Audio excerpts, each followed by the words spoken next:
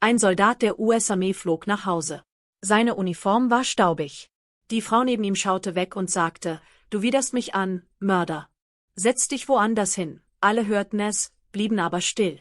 Der Soldat reagierte nicht. Plötzlich bebte das Flugzeug. Ein lauter Knall. Triebwerk 1 fing Feuer. Der Pilot warnte, Notlandung vorbereiten, die Leute schrien. Der Soldat eilte zur Besatzung und betrat den Frachtraum. Er griff auf die manuelle Steuerung und startete den Notstrom neu. Das Feuer legte sich. Der Pilot landete sicher auf einem Feld. Alle waren gerettet.